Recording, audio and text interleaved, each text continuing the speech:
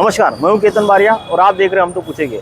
दर्शकों, इस वक्त मौजूद मैं नवगढ़ पुलिस थाने में, जहां पर आपको बता दूं कि अभी चंद घंटों पहले ये एक विशाल मोर्चा निकला था महिलाओं को लेकर, और इसमें सैकड़ों महिलाएं जो शामिल थी और वो यहाँ की स्थानिक विधायिका गीता जैन के खिलाफ नारेबाजी कर रही थी। और उनके हाथ में गीता जैन के विरुद्ध जो कुछ पोस्टर्स भी थे, बैनर्स भी थे, और गीता जैन हमारा पैसा वापस करो ऐसे नारेबाजी भी कर रहे थे। तो आइए उनसे ही जानते हैं कि आखिरकार विधायक गीता जैन के खिलाफ उनकी क्या शिकायत है और इस बारे में उनका क्या कहना है। हम लोग नारी सशक्तिकरण फाउंडेशन से आए हुए हैं। गीता जैन की संस्था है जो अपने आप को हिंदू सैनिक बोलती है, बट ब्रैकेट में कहती हूँ वो बागड़ बिल्ला है। उन्होंने हमारा मिसयूज़ किया है और हमारे महिलाओं के 100 रुपये उन्होंने लिए हैं। 7,000 महिलाओं के 7 लाख रुपए उन्होंने लिया है। उनका जब इलेक्शन था 2019 में, तो उन्होंने मुझसे बुलाया और कहा कि मैं जब जीतूंगी तो महिलाओं का सारा काम करके दूंगी, पर वो अपने वादे से मुकर गई। उन्होंने हमारे सारे डॉक्यूमेंट्स लिए हैं और हमारा एक भी काम करके नहीं दिया है। माझी लाड़की का भी हमारी महिलाओं ने वहाँ पे फॉर्म सबमिट किया, वो भी नहीं हुआ। 1500 जन का आयुष्मान कार्ड बनाया, वो भी गीता जैन ने नहीं किया। बोलती है कि अगर आप ये सब काम करेंगी तो वो मेरे पर पुलिस कंप्लेंट करेंगे। तो आपके यहाँ पर पुलिस स्टेशन में प्रमुख मांगे क्या थी? हमारी मांगे ये थी कि हमें गीता जैन के ऊपर FIR करना है और हमारी महिलाओं के सारे 100 रुपये वापस करिए, आयुष्मान वापस करिए, आयुष्मान दीजिए, क्योंकि वहाँ से उनका जो डेटा होता है वो लीक होता है। वो डेटा इन लोग लीक करते हैं और सोशल मीडिया में वायरल करते हैं और धमकी देते हैं, अगर आपने राजनीति में गए तो हम आपका फोटो वायरल कर देंगे। वो हिसाब से मैंने गीता जैन को छोड़ा और मैंने मेरी सारी महिलाओं को भी बोला कि हमें गीता जैन के साथ काम नहीं करना है। कौन से फोटो वायरल करने की बात कर रहे हैं? हमारी एक डायरेक्टर है, उनको बंगले में बुलाया गया और कहा गया कि आपके मोबाइल से हमें कुछ डेटा निकालना है। तो वो डेटा निकालते समय वो महिला को कुछ डाउट हुआ कि मेरा डेटा क्लियर, मतलब मेरा डेटा निकाला गया है।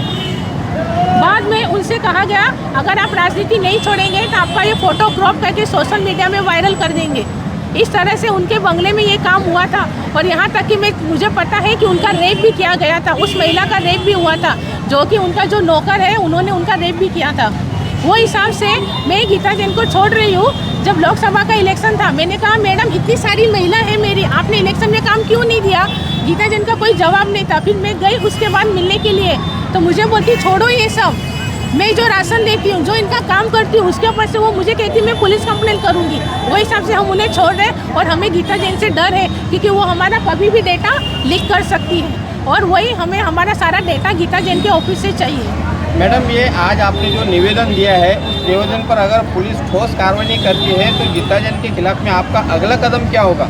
हमारा अगला कदम ये होगा कि हम गीता जैन के बंगलों में जाके आंदोलन करेंगे। अगर उससे भी बात नहीं बनेगी तो हम उसके ऊपर बहुत ठोस कदम उठाएंगे। गीता जैन जब इलेक्शन में निकलेगी तो हम उसकी रैली रोकेंगे।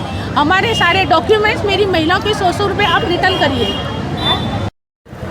तो आपने देखा कि गीता जैन की द्वारा संचालित की गई संस्था नारी सशक्तिकरण, उस संस्था के इन पदाधिकारियों ने या जो सभासद है उन्होंने काफ़ी गंभीर आरोप गीता जैन पे लगाया। यहाँ तक कि उनके बंगले में भी एक महिला के साथ में अश्लील कृत्य किया गया था, यहाँ तक जाके उन्होंने आरोप लगाए।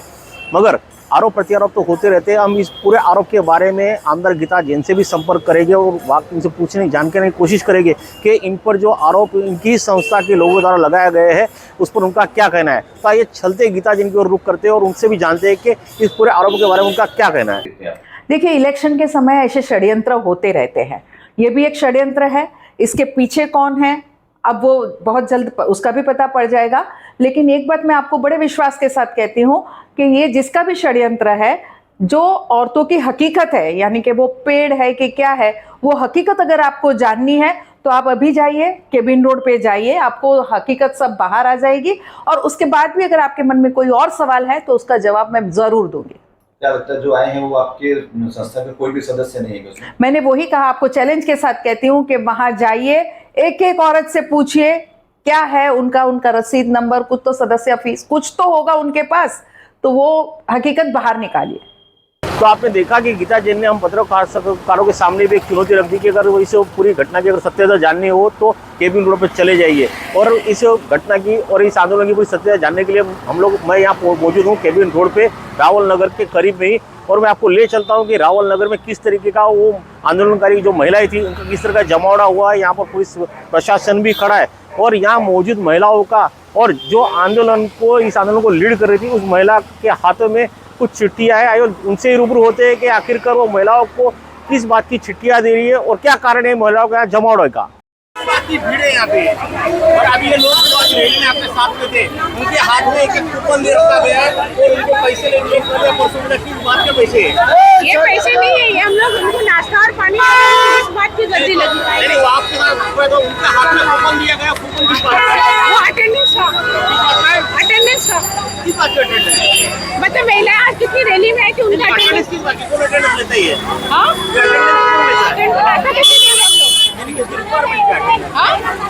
रिक्वायरमेंट वो पूछ रहे रिक्वायरमेंट है तो वो हम लोग लेते हैं, हमें पता चलेगा कौन आ रहा है कौन नहीं आ रहा है, वो कैसे पता चलेगा? हम ही लोग नाश्ता दे रहे हैं, हम ही लोग सब करें, हमें तो पता कैसे चलेगा कि कौन आया कौन नहीं आया। आपके मेंबर आपके साथ में जुड़े, आपको पता तो होगा ना। आए तो 60,000 जनता क्या लेखा जोखा लिखे बैठे बोल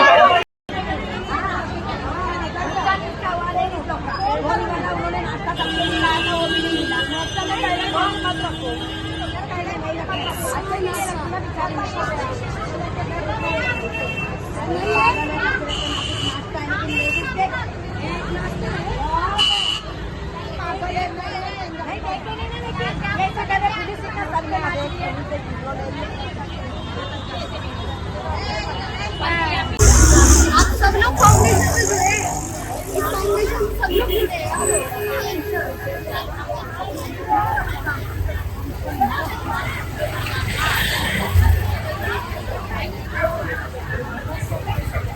आप लोग कभी आए हैं?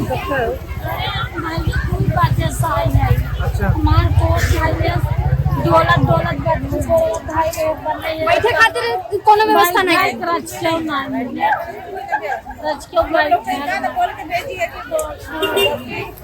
पर्ची और क्यों दे नहीं कुछ पर्चा वो ले आए ना दे हम जन के हमें सबको टोका ना मंगाए भाई जब तो काटे चला घरे पड़ी। तो आप लोग जाओ ना, क्यों रुके अभी आप?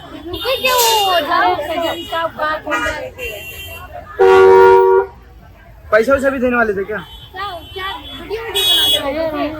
वीडियो बना के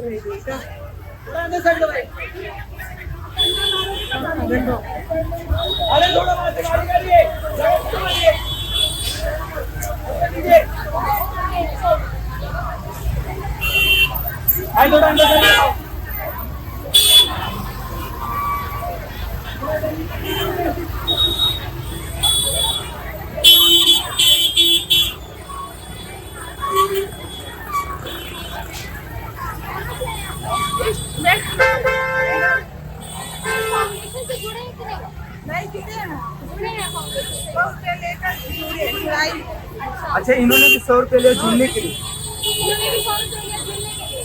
बताओ आज क्या बोली आपको? अभी कुछ भी नहीं बोले। सुबह 2 बजे आने के लिए कभी बोली? कल आज ही बोली। कल क्या बोली नहीं, आज सब लोग आया रहे।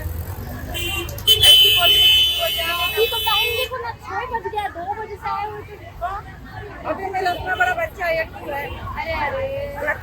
वाला नहीं है। मेरे आदमी को 3 रात पड़ा हुआ है, प्रेस नहीं दे। मेरे आदमी काम करता है, वो मैं इधर आया।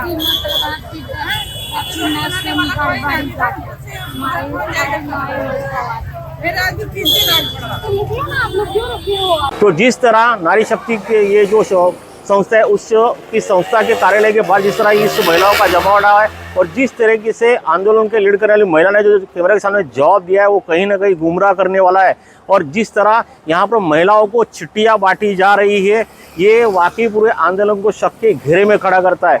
अब ऐसे में चाहिए कि पुलिस प्रशासन को चाहिए कि इस पे सख्त से सख्त जांच जुटाए और इस आंदोलन में आने वाली हर एक महिला की जांच करे कि उनसे करे वाकई इस वो संस्था की महिलाएं है या नहीं है, क्या वाकई उनके साथ में विधायिका ने कुछ वादे करके उनका भरोसा तोड़ा या उनसे पैसे लिए जिस तरह उन्होंने आरोप किए थे, वो आरोपों में कितनी सत्यता है ये उनको पुलिस को निष्पक्षता के सामने लाना होगा ताकि इलेक्शन के वक्त, चुनाव के वक्त जो माहौल खराब करने के लिए ऐसे आंदोलन या ऐसा विद्रोह जो खड़ा होता है कहीं ना कहीं उस पर अंकुश लगे। कैमरामैन विजय काते के साथ केतन बारिया, भाईंदर।